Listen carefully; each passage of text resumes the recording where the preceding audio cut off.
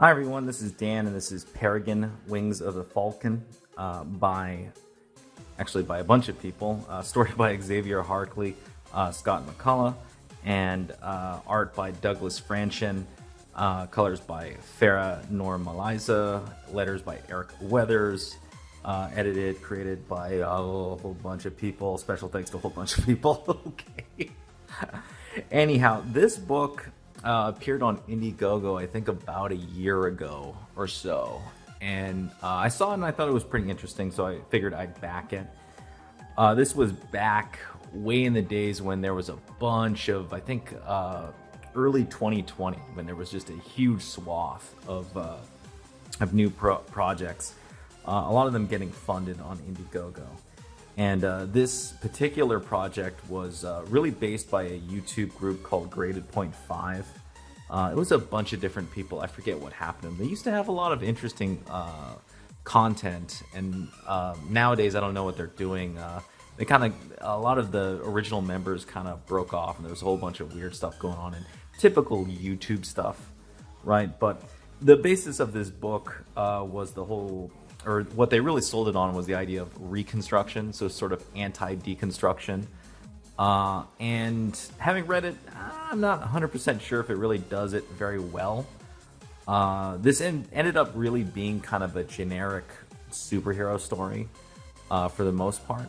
And what I'll say here is sort of the quick review is the plot to Peregrine, Wings of the Falcon is decent, and I think the overall themes and sort of the moral of the story is there. I think unfortunately the problem with Peregrine is that it kind of treats character introductions like setting introduction and really sort of build up and background, sort of world development as sort of an afterthought, and just kind of throws you into things. And this is sort of like the opposite problem of other books that I've reviewed, where they spend way too much time talking about the world and a whole bunch of other stuff. This is what happens when you don't spend enough time talking about your world or the characters, and you just end up with a story that just feels like, things happen because they happen, right? Anyhow, let's get to the part of the book that should have been in the beginning of the book, which is the character bios. By the way, this is literally the best part of the book, is the character bios. Whoever wrote these bios, good job. They were actually very interesting. In fact, they were more interesting than what happened in the book. Sorry. But yeah, the story is about Jessica Armstrong, who is the daughter of Billy Armstrong, which is kind of like a Superman in this world. And then there's an Elliot, Nighthound, then there's Overcast, a bunch of other characters that have way more information given in their bios and more interesting things given in their bios than in the actual book. In fact, one point of contention that I have is this character, Farad, is one of the villains, and he's supposed to be like the master of electricity, but you never actually see him in the book use electricity other than what is alluded to in his sort of mind manipulation ability, using electrical currents in your nerve or some crap like that, which isn't really shown in the art, by the way, but whatever, just go with it. Anyhow, yeah, this book, for I guess lack of a better word, is it really feels very much like a first time webcomic kind of effort, at least in terms of the storytelling, right? Art by Douglas Franchin is pretty solid. I actually dig his art. He actually reminds me of the Russian artist from Major Grom. Very similar style between the two in the way they kind of draw human beings. So I kind of dig it, and especially the coloring by Farah Normaliza is very straight. It's very what I would say is just natural coloring, natural lighting, natural sort of cinematic coloring, which is sort of the standard for a lot of modern comics. This is the kind of coloring that you would see in like a DC Comics of nowadays, right? Everything is very straight up. There's no mood coloring. There's no coloring to express emotions. It's coloring just to give life to the art that's already there. So the coloring ends up just being kind of an afterthought, and what really holds up is the line art by Douglas Franchin. Not so much the layouts by Walker. Yeah, Duncan Walker. So the layouts were done by a different person, and I'm not really sure I dig the layouts. There's some things where just like I get what he was trying to do, but a lot of it ends up just being faces, just talking to each other. And then when action happens, it's very generic sort of DC Comics type stuff, like 1 point perspective, that kind of stuff. It's very like old school American comics, and it's not necessarily bad, per se, but there's a lot of times in these layouts, it just sort of feels, I don't know, it just feels very, very not exciting, at least for me when I look at it. Not that it's necessarily bad, it's just, for me personally, I didn't really dig the layouts. I felt everything was very DC Comics vanilla. Like, I feel like if you're a huge fan of DC Comics, then I think you'll dig Peregrine. It's probably a good bet. I should say I should kind of caveat that. Not like the Alan Moore type of DC Comics, more of the DC Rebirth type stuff, and more of the classic like superhero, Legion of Superheroes, that kind of stuff, right? I think if you like that kind of stuff from DC, more of the classic stuff, I think you might dig Peregrine, Wings of the Falcon. You might want to check it out. For me personally, it was a little too vanilla for me, the story in and of itself.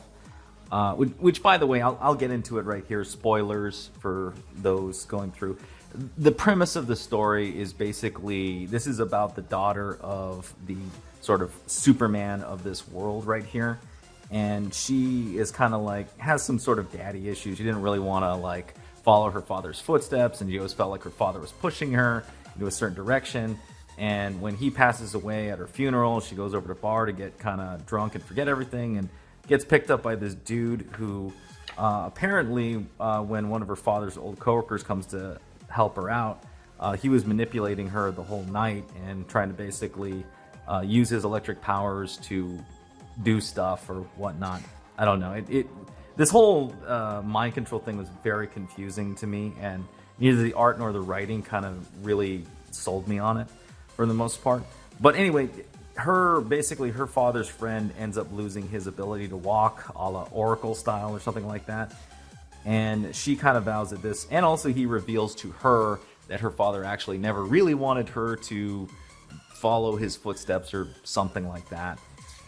And what he really wanted her to do was to decide for herself what she wants to do. And because of her father's friend losing his ability to walk from trying to help her out, and almost getting basically date raped by the other dude, she ends up deciding that she wants to be a superhero now, and gets very energetic into it. They end up going on some random mission to fight an alien monster, and she beats the alien monster and gets a new costume, and that's pretty much the story in a nutshell.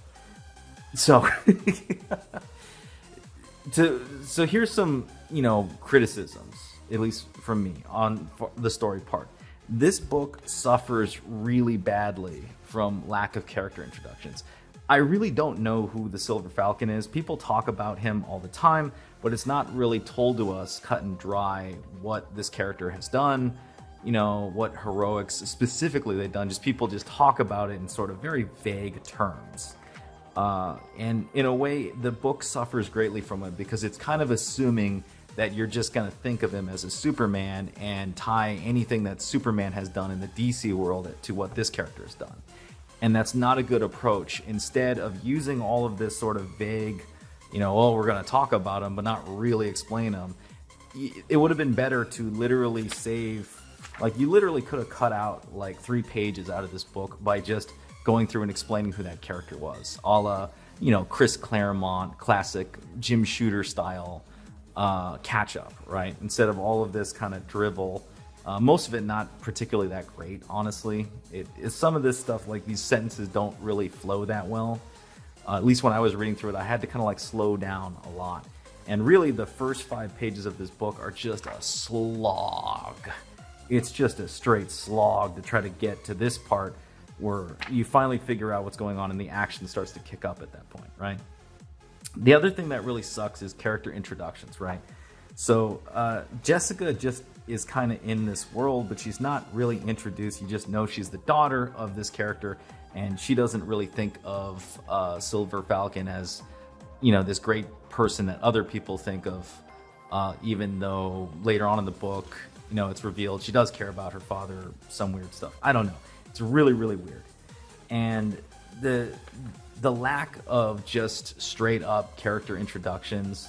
And again, by the way, this book uses basically very few caption boxes and very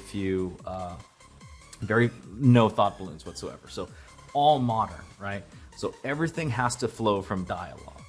And unfortunately in this instance, because everything has to flow from dialogue, you spend a lot of panels of just characters talking to each other. And so action doesn't happen until way later. And when the action does happen, it just kind of feels very much, I don't know, out of nowhere a lot of times when I'm reading this book. And, you know, some of it, you know, like this is kind of heartwarming in a way, even though she kind of spent the first couple pages talking about how she didn't care about her dad, right? Or didn't really agree with him or something. But now all of a sudden she's like got the feels for presents from her dad or some shit like that. And then later on when she meets up with like the superhero team isn't really explained at all. In fact, in many ways, this book is written in a way that it almost assumes that you've read all of this already, right? But even all of these character bios don't necessarily explain why the team is together, what they do, what they've done, you know, what the world is for the most part. Is this like our world? You know, is this like a Marvel kind of world? Is it a DC kind of world? You know, things just sort of happen because they happen. And, you know, it's kind of a sign of just, I don't know, it's a sign of a creative team that just, they want the feels of like a classic superhero story, but they don't want to necessarily put in the work to kind of build everything up to that, right? So, you know, oh, well, we want to have a whole bunch of characters and superheroes in the story because that's what DC Comics has, but I don't really want to spend a lot of time explaining that while I'm doing the story. I'll just throw it in the back in these character bios, which, by the way, you know, technically isn't enough even for this story, right? So what ends up happening is this really feels like people who kind of like probably liked the Jeff Johns DC world, but kind of didn't really care for all the work that was put into that sort of DC Comics world that led up to why those stories were valuable, right? Like the modern DC Comics don't make any sense if you don't know the whole world that DC Comics is, which means you have to go back and read all that stuff. So if you're creating a brand new property, the appropriate thing is not to try to skip to all the fun parts, but instead build up the world as it is, and, you know, focus on one specific, you know, story and moral that you want to go through, while building up the world and the characters within it so people understand what's going on, right? Anyhow, I feel like I've kind of picked on this book enough for the most part. It's not a terrible book. I just feel like, you know, it says it's edited by somebody, but I don't think this is like a professional editor in the sense of someone who's like trying to understand what a first-time reader is going to feel or see about this book. It ultimately ends up being a book that is really written to, like, I would say hardcore, maybe disaffected DC Comics fans. And I think in that instance, you know, it might be, you know, a decent book for them to kind of get into. Certainly not for the price that it was marketed at. I think this was a standard CG price, like $25. And while it's, you know, it's a decent chunk of book and it is at least a complete story, it's nothing really it's nothing really special, honestly. And the art's pretty solid. I would definitely put it above a lot of other books that are reviewed. Like if I, like, let me think about this. I would put it above Lucent and above 3 Nights, 4 Days, or 3 Nights, 4 Days. some of the other books that I panned previously. But I don't know. I mean, it definitely isn't at the level of, like, say, Starlight Cats, and trying to think of it right now. I'd put it above your boy Zach, most of your boy Zach's books. Actually, no, I would only put it above, like, Pandemic and Ballad of No.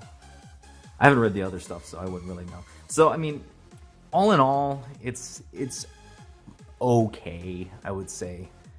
You know, there's definitely some work that needs to go on here. Mainly, you know, they've already kind of screwed the pooch by screwing up the first introduction of this character. So, you know, there's going to have to be some cleanup and, you know, some, you know, literature surgery that's going to have to go on in the next issue to really get it. But I will say this, if you're into that kind of stuff, sort of the Jeff Johns style DC comics, and you don't mind kind of having to sort of wait till the writer figures out how they actually want to explain this world that these characters are in, and you dig the art here by Doug Franchin, go ahead and check it out. It's pretty cool. I don't know if they're ever going to sell this book for a more reasonable price. I would say, based on the size and the quality of this, I would give this, I'd say it's about $14.99. Like, if this was at, like, a bookstore, maybe like $9.99, $14.99, somewhere in that range is where I think commercially this could fall, you know, just with the perfect binding and the print quality. You know, $25, not really, and certainly not for the work that needs to kind of go in to clean up the story in this particular book. But, you know, again, not bad, but not great either. Anyhow, guys, that's the video. Let me know what you think. If you like this video, please hit the thumbs up. Subscribe if you haven't subscribed. Hit the bell for notifications. If you got any comments on Peregrine, Wings of the Falcon, leave it down below. I will see you next time.